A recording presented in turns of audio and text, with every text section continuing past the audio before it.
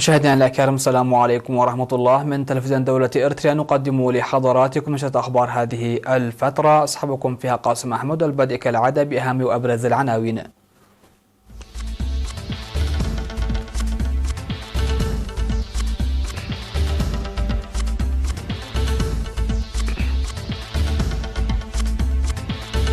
شق الطريق ذو أهمية استراتيجية في القشبركة. فرع الجبهة في الأوسط يقول أن تقوية الجبهة من أولويات 2020. توقعات بمحصول وافر في الإقليم الجنوبي. 76 قتيلا على الأقل في انفجار سيارة مفخخة بالعاصمة مقديشو. تركيا تقول أنها لن تنسحب من نقاط المراقبة التابعة لها في إدلب السورية. وانتهى عملية تبادل الأسرى بين أوكرانيا وانفصاليين موالين لروسيا. أهلا بكم. أفاد المهنيون المشرفون على مشروع شق وصيانة الطرق في القشبركة بأن الإقليم يشهد شق وصيانة طرق استراتيجية ذو أهمية اقتصادية واجتماعية.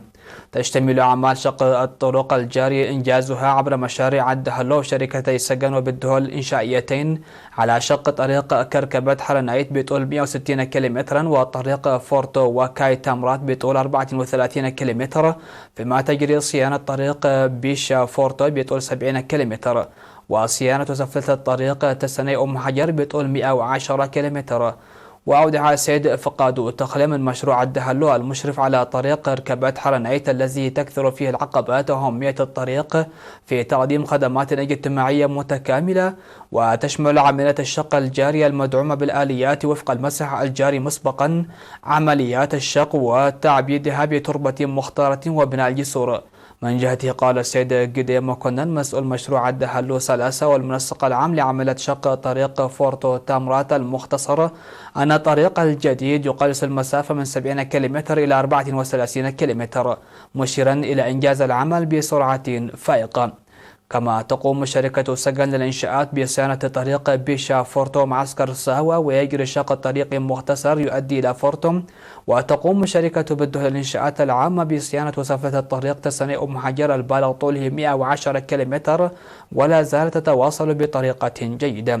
وأشار السكان إلى أن عمليات الشق وصيانة الطرق تخلق الاستقرار في حياتهم المعيشية، مؤكدين جاهزيتهم للقيام بكل ما بوسعهم.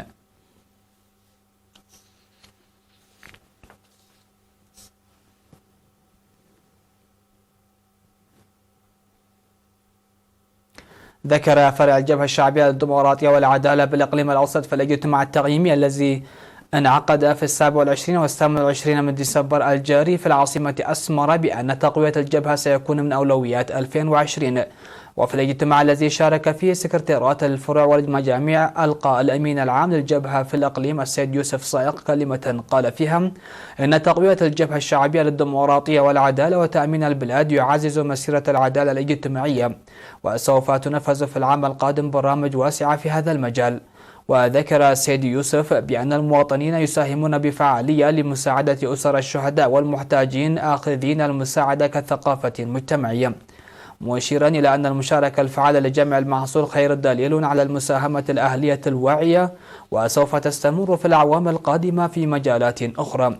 من جهته أودع حاكم الإقليم الأوسط اللواء رمضان عثمان أولياء الدفع بقوة العام القادم بالجهود الجارية لاكتمال الخدمات الاجتماعية، وخاصة حل مشاكل مياه الشرب النقية، وكذلك مواصلة عمليات صيانة الطرق في المدينة.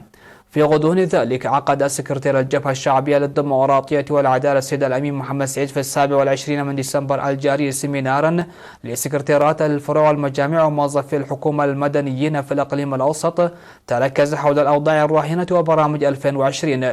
وقدم السيد الأمين توضيحا مفصلا حول العدائيات الماضية وتصدي الشعب الإريتري وحكومته، وقال أن العهد الجديد الذي ولجنا إليه نتاج ذلك التصدي القوي والوعي، وتجري جهود دبلوماسية واسعة لهذه المرحلة وما بعدها.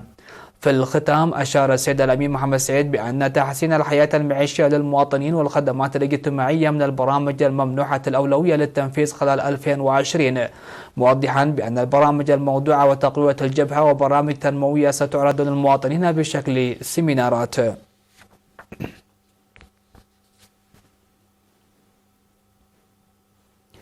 ذكر الاجتماع التقييمي الذي عقد في مدينة مندفر يومي 26 و27 من ديسمبر الجاري التوقعات بجني محصول وفير من الزراعة المطرية في الإقليم الجنوبي. وبحث الاجتماع تقارير تنمية النباتات والثروة الحيوانية وحماية التربة وحفظ المياه والتنمية المروية. وأشار إلى زراعة الذرة والبقوليات والبذور الزيتية والذرة الشامية المحسنة في مساحة 156,229 هكتار، وأن التقييم الأولي يشير إلى ارتفاع الإنتاج بنسبة 18% عن عام 2018، إضافة إلى ارتفاع إنتاج الخضر والفاكهة بنسبة 1.1 مليون كنتال. وأفاد قسم وقاية النباتات إلى رش المبيدات الحشرية في مساحة 6064 هكتار ضد مختلف الآفات الزراعية والأمراض بما في ذلك الجراد.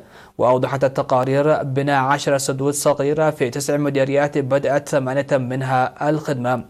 وشرح المدير العام لقسم الزراعة والأراضي في الإقليم الجنوبي السيد يماني أباي برامج عام 2020 داعيا على العمل بقوة لرفع الإنتاج كما ونوعا.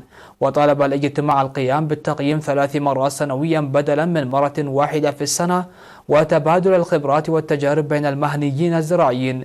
وقال حاكم الإقليم الجنوبي في الكلمة التي ألقاها أن التقييم بين المميزات والقصور داعيا لتقوية التنسيق مستقبلا.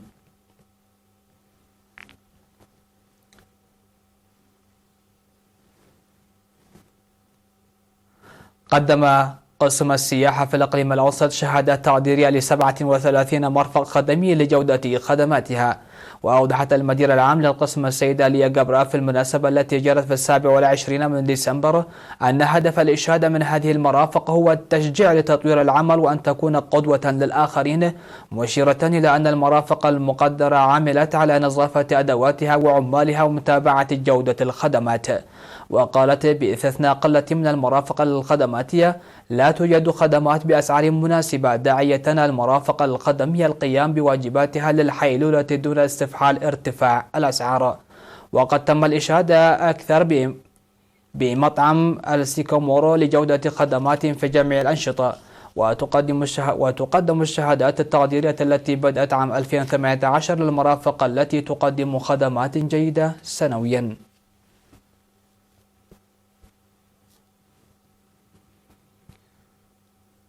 قدم طلاب العلوم الاجتماعية في نافا والسيد أحمد محمد إبراهيم المقيم في المملكة العربية السعودية دعما ماليا لصالح أسر الشهداء. ووفق المعلومات الواردة إلينا تبرع منتسبي الدفعة 21 للعلوم الاجتماعية 12,000 نافا ل 12 أسرة الشهيد بمديرية نافا بواقع 1000 نافا لكل أسرة. وقال مدير المدرسة الأستاذ يوحنس قالت أن الدعم هو استمرار المساعدات المقدمة لأسر الشهداء وصيانة المنازل وجمع المحاصيل وغيرها من نشاطات الطلاب. من جهته قال مدير المديرية السيد يعقوب إدريس أن الدعم المالي جزء من المساعدات الجارية لأسر الشهداء، مناشدا استمرارية الهدف السامي كثقافة مجتمعية. في غضون ذلك تبرع السيد أحمد محمد إبراهيم المقيم في المملكة العربية السعودية 10,000 نافة لذات الغرض.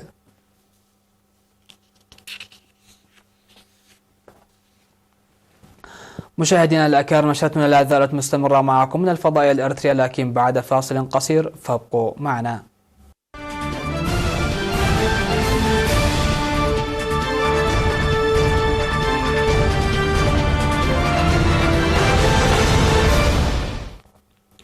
أهلا بكم على أنباء العالمية. أفادت الشرطة الصومالية بسقوط 20 قتيلا على الأقل وعشرات الجرحى إثر انفجار سيارة مفخخة في منطقة مكتظة بالعاصمة الصومالية مقديشو، لكن مسؤولا بخدمة الإسعاف قال في وقت لاحق إن عدد القتلى ارتفع إلى 76 شخصا. وقال مدير خدمة آمن للإسعاف عبد القادر عبد الرحمن حجي إن عدد الضحايا الذي تم التأكد منه بلغ 76 قتيلا و70 جريحا وقد يرتفع أكثر، فيما أوضح الضابط في الشرطة إبراهيم محمد أن الانفجار كان مدمرا، ووقع الانفجار في منطقة مكتظة تشهد ازدحاما مروريا عادة جراء وجود نقطة تفتيش ومكتب لتحصيل الضرائب. وكثيرا ما تتعرض مقديشو لهجمات بسيارات مفخخة وغيرها من الوسائل التي يلجأ إليها عناصر حركة الشباب الإسلامية المتحالفة مع تنظيم القاعدة.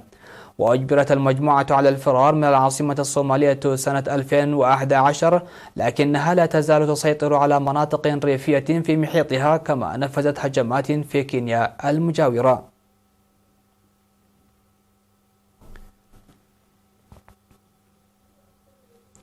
أعلنت تركيا أنها لن تنسحب من نقاط المراقبة التابعة لها في محافظة إدلب في شمال غرب سوريا، حيث كثفت قوات النظام السوري بدعم من الطيران الروسي الضربات منذ 13 ديسمبر الجاري.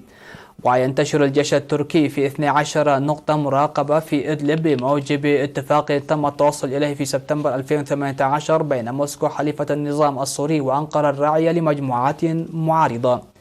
ويهدف هذا الاتفاق إلى تجنيب المنطقة عملية عسكرية لقوات الحكومة السورية. وتسيطر هيئة تحرير الشام على الجزء الأكبر من محافظة إدلب التي تؤوي ومحيطها نحو 3 ملايين شخص، نصفهم تقريبا نازحون من مناطق أخرى، وتنشط فيها أيضا فصائل إسلامية ومعارضة أقل نفوذا. وقال وزير الدفاع التركي خلوصي أكار أن تركيا تحترم الاتفاق الذي توصلت إليه مع روسيا، وننظر أن تحترم روسيا هذا الاتفاق وفق ما أورد حساب الوزارة على تويتر. وجاء حديثه خلال جولة تفقدية على القوات التركية برفقة مسؤولين عسكريين في محافظة هاتاي في جنوب تركيا قرب الحدود السورية.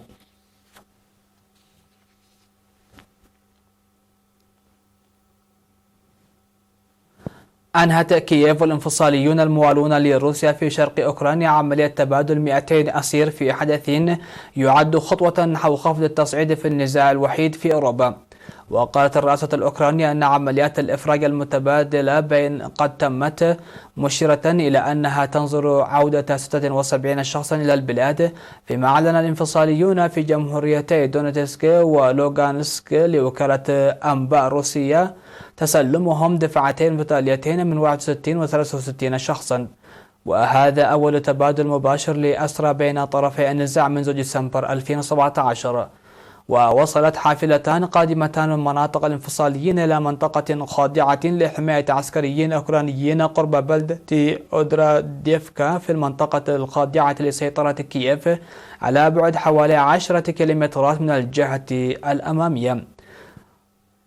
وبعد نصف ساعة وصلت 3 حافلات أخرى يرافقها شرطيون إلى المكان قادمة من الاتجاه المقابل، وتبعتها عدة سيارات إسعاف وسيارات تابعة للصليب الأحمر ولمراقبين من منظمة الأمن والتعاون في أوروبا.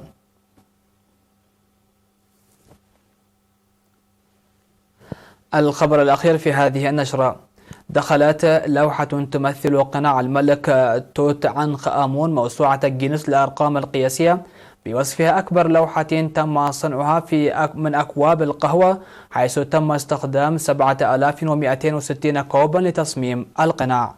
وتابع مسؤولون عن موسوعة جينيس للأرقام القياسية عملية تركيب قناع توت عنخ آمون التي قام بها الشباب من مصر على مساحة حوالي 60 مترا بساحة المتحف الكبير.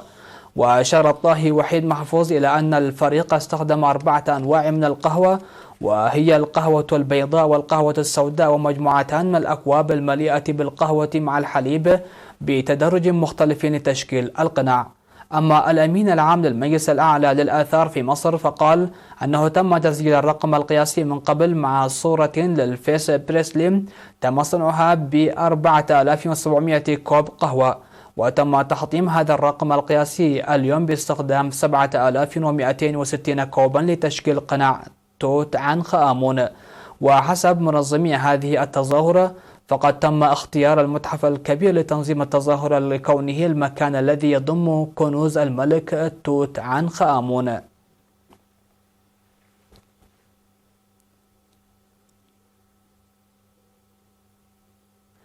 بهذا انتهت النشرة. مشاهدينا الأكارم، شكرا لحسن المتابعة ودمتم في أمان الله.